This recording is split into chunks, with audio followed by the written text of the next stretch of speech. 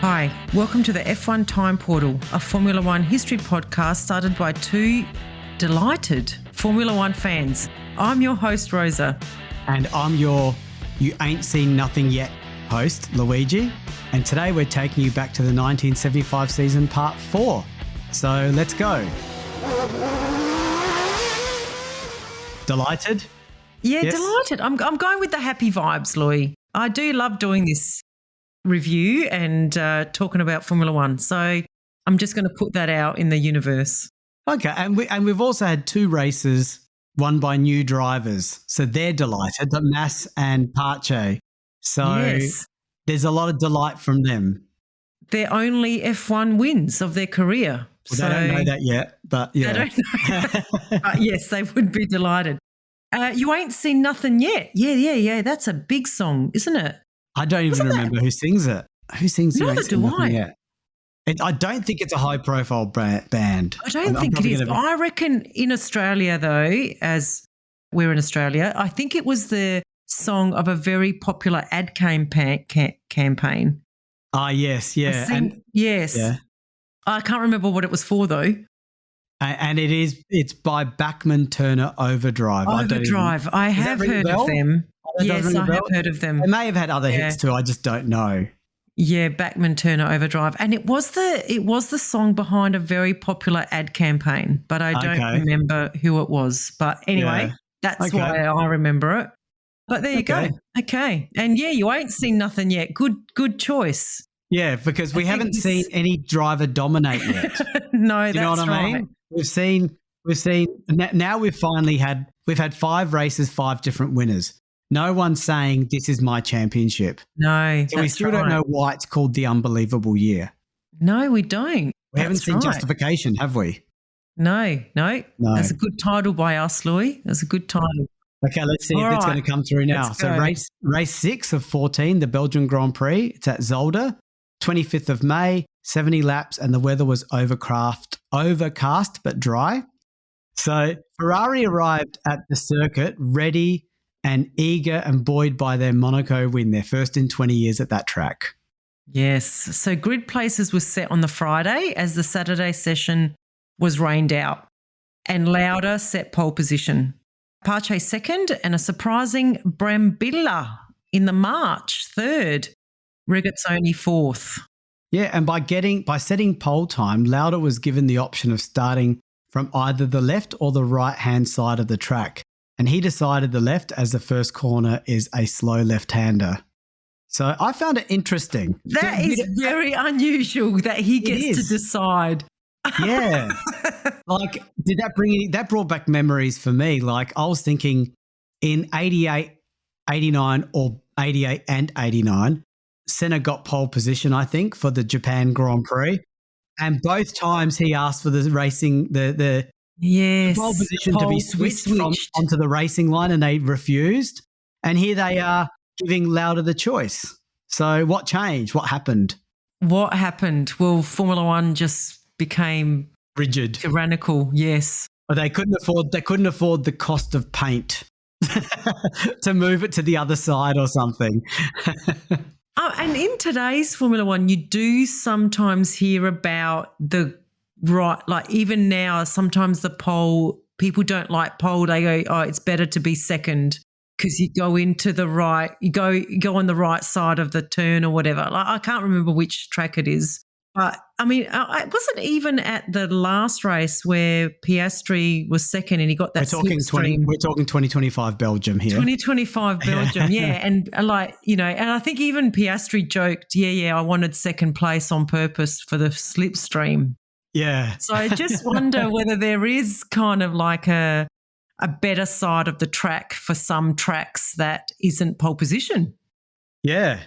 And in this case, he got the best of both worlds. He could choose the side and have pole position and have the you know what I mean? Yeah. That's right. Yeah, he got to choose the best line and he was still pole. So, yeah, good on him. Yeah.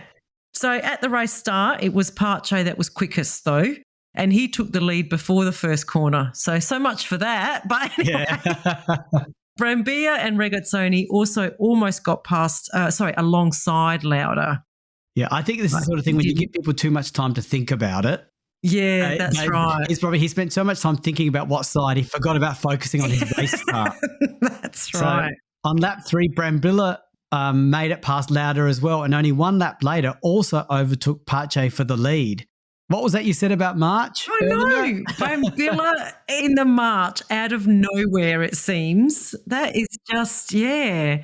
Although Pache was having some handling issues. So it was a good effort from the Italian in the March. But, yeah, Pache wasn't in a very strong position, I guess. Yeah. So on lap 6, Lauda recovered from his sluggish start and overtook Pache, and then Brambilla to gradually put out a good lead. So Lauda just got his head in gear and did what he does. Yeah, put the bad start behind him.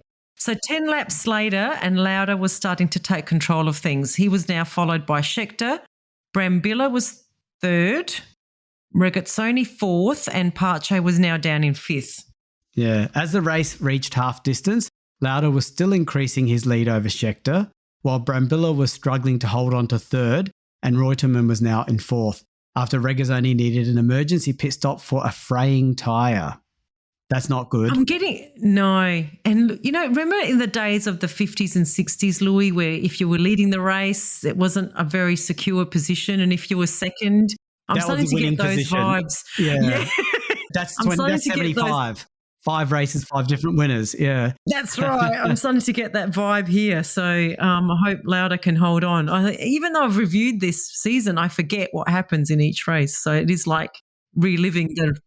Yeah, and I do remember the video footage. That fraying tyre was really fraying. Like it was lots of thread and bits of black strips coming off it. I'm surprised it didn't destroy the wing, is all I can say. It must have been, the wings were made strong back in those days. Right. So on lap 49, Brambilla also had to dive into the pits for a tyre change, promoting Reutemann into 3rd and allowing Fittipaldi, Depailler, Price and Pache all to pass him while he was in the pits. Yeah. So in the final laps, Lauda had problems as his exhaust manifold pipe had broken, but fortunately there was no loss of power for the Ferrari. So it may have not sounded as cool. See what I mean? When you're in the lead, something always goes wrong. Yeah, he had a problem in the last race as well, didn't he? The last race that he won, I think. Yeah. So Scheckter, urged on by the pit signals, tried to close the gap but was running out of fuel. So he had to quickly back off, giving Lauda his second victory in a row with a 20-second margin. That's pretty big. Yeah, it is. So Scheckter came second and Reutemann 3rd. So not much to say about that race other than Lauda domination after a sluggish start. Yeah. So Lauda takes the lead of the championship. He's now on 23 points. Fittipaldi's second on 21. Pache and Reutemann's on 16 each, and Scheckter is 5th on 15 points. And in the constructors, Brabham is in the lead on 29 points. That's pretty good. Yeah, McLaren. Reutemann's been very reliable. He's always getting points. Yeah. Well, like you said, both of those drivers could be number one because they're just up there. So they're equal points right now, aren't they? Yeah. Whereas McLaren, who's the other driver for McLaren? Muss. He's not doing much, is he? No. Poor old Fittipaldi's on his own. So McLaren's second on 26.5. Ferrari is third on 26. It's tight. Yeah. Getting tight. Yep. Okay. So up to the 7th race of the season, the Swedish Grand Prix at Anderstorp. June 8th, number of laps is 80 and the weather was warm and sunny. So practice started normally enough with Lauda leading the timing boards, as has been the recent trend. However, he wasn't having it all his own way, with qualifying resulting in pole position for our special friend Brambilla in the March. What? Yes, I know. He's purple patch guy. He's purple patch guy. This March has come out of nowhere. What? Now, Louis, can you look up who the other March driver is at this point? Because I think they actually do switch out Lella Lombardi. I didn't make note of it, but she might not be in the other car at this point. But anyway, because when they started getting successful, I think they switched her out. Yeah, is she still there? I'm having a look. Yeah, there's no. Oh no, Lella's still there. Oh, And, good. and she Good. qualifies 2, 4, 6, 8, 12, 14. This is a great pod. I'm not going to count out more. But it's like third or fourth last. So I Okay. don't know how to say it. It's 20-something. Yeah. Okay. So Depailler grabbed second in the Tyrrell and Jarier third in the Shadow. Well, Shadow's back up there. He's finally figured out that car. And the Ferraris, you ask, Luigi. Well, I'll ask for you, Luigi. Lauda's fifth and Regazzoni 11th. Unusual grid. And look at our championship leaders way down. Way down, yes. Okay. And that includes Fittipaldi. He's the other championship sort of leader. And where is he? Oh, he's like way down too. 2, 4, 6, 8, 10, about 12th with Regazzoni. Yeah, so they're the weird That grid. is a very mixed up grid, isn't it? So at race start, it was Brambilla going straight into the lead from pole with Depailler, Jarier, Reutemann, Pache and Lauda all falling in behind him. Yeah, so Brambilla couldn't pull away from the pack behind him, and by lap 11, he was in trouble with understeering, causing his front left tyre to overheat. So it's not bad, but it lasted up until lap 11. That's when he had his issues. It got worse. Yeah. Do you reckon is understeering caused by tyre wear? Or does understeering cause tyre wear, Luigi? Sorry, that's a technical question. I don't know the answer. Yeah, I don't know. I know cars can have understeering characteristics, which will then not be good, but I don't know if it's the other way around. How it's actually caused. Yeah. Anyway, might need to. We're not a technical podcast, Normally but it is interesting. Normally it's set up that fixes it, but yes, yeah. And we do hear cars sliding all over the place here, so I wonder if that's also understeering characteristics. So I don't know. Anyway, continuing on. On lap 16, Reutemann got past Brambilla and Jarier also muscled past Brambilla until the Italian forced to pit to change that troublesome front left tyre on lap 18.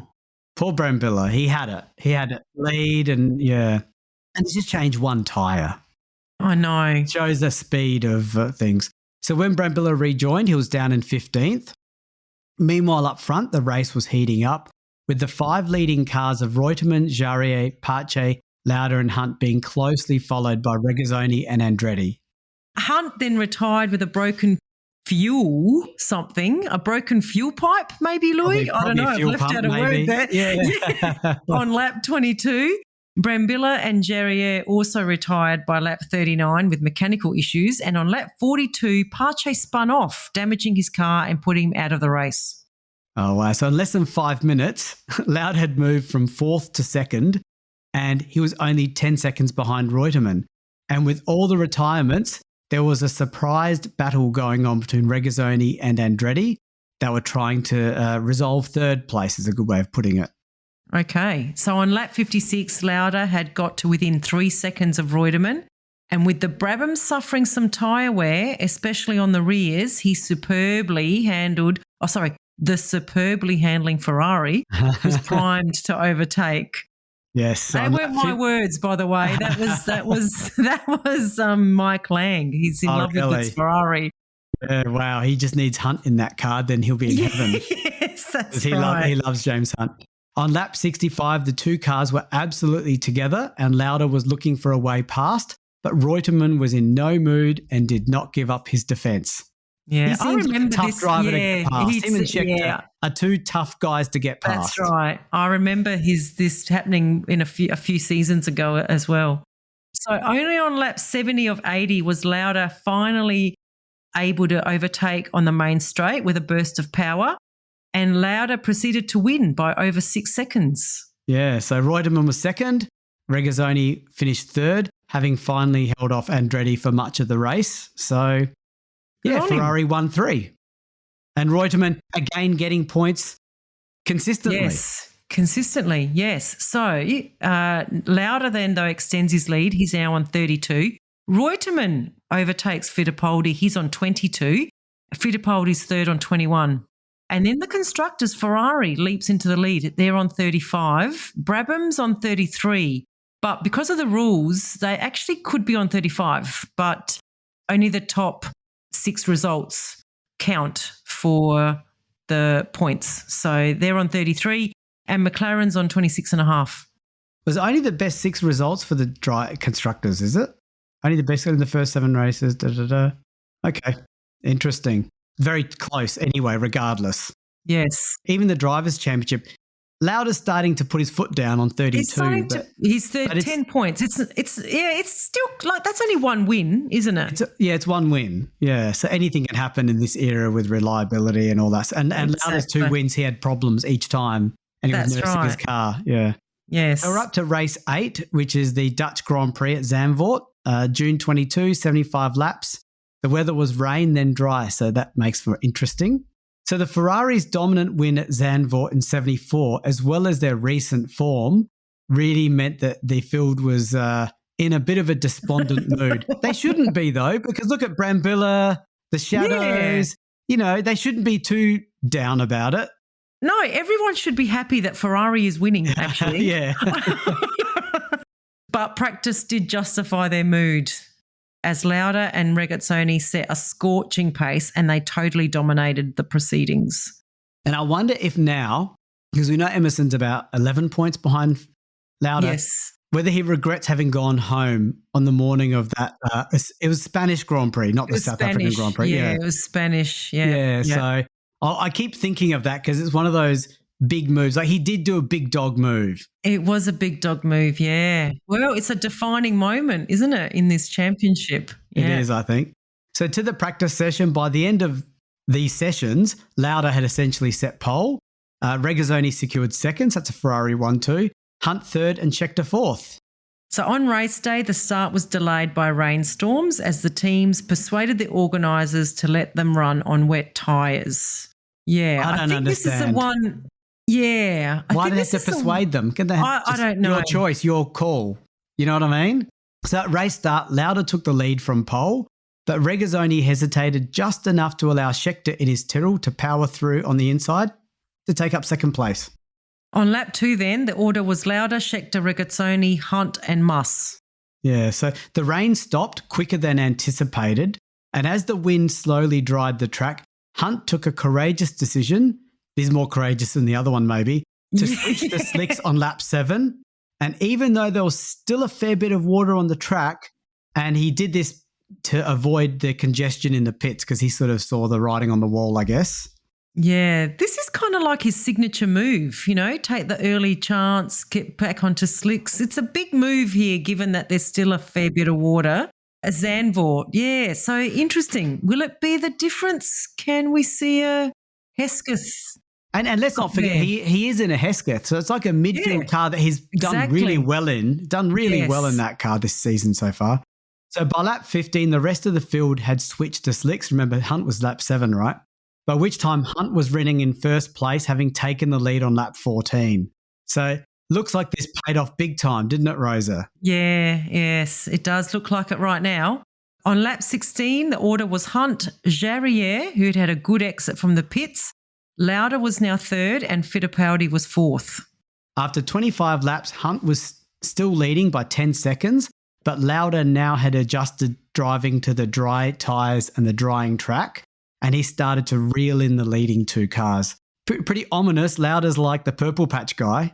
Yeah. So the Ferrari was not set up for wet weather, and although Lauda caught up to Jarier, remember, in the shadow, Lauda found that the shadow and Jarier combination was very strong in this tricky weather. So they battled for quite a few laps. And probably a battle that Lauda's not used to having with a shadow. No, a shadow. Yeah. Get out of my way. Where's the blue flag? Yeah, let me get in the front. You shouldn't be. Yeah, where's the blue flag? Right. Yeah. That's right. So in a great display of racing, Lauda and Jarier were virtually side by side through every corner and jostling for position on the straights. This sounds amazing.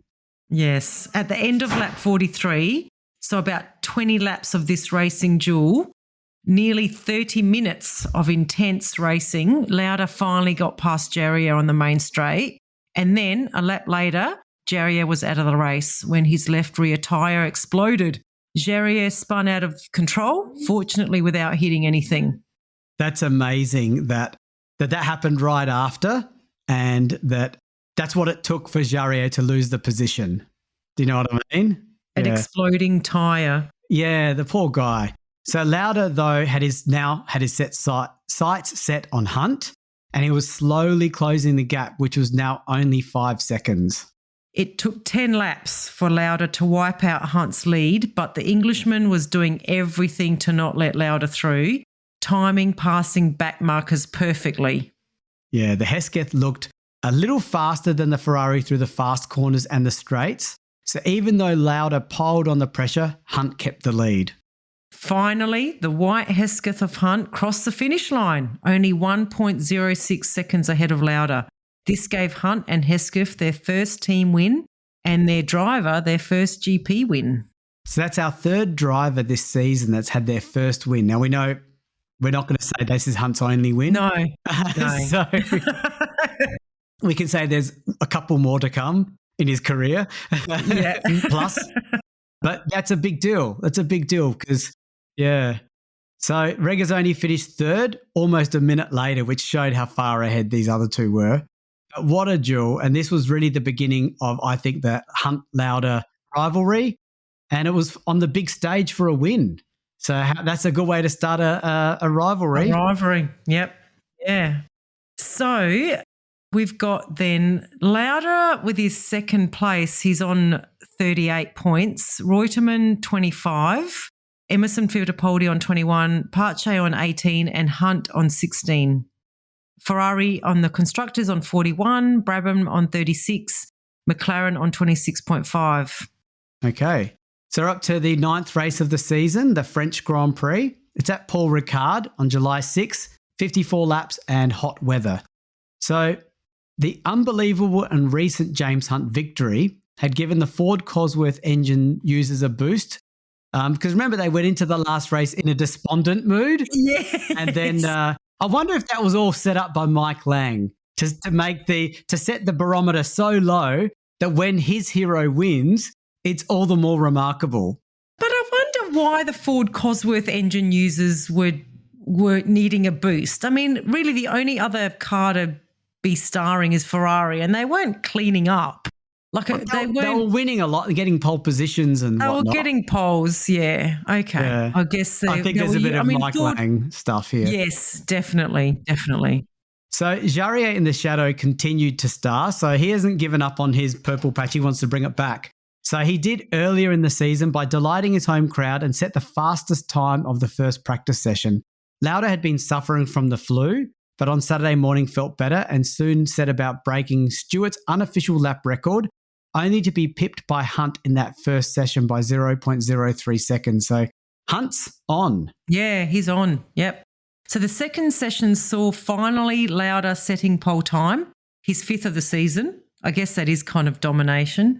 Meanwhile, Scheckter put in a super performance in the Tyrrell to grab second spot with Hunt lining up third.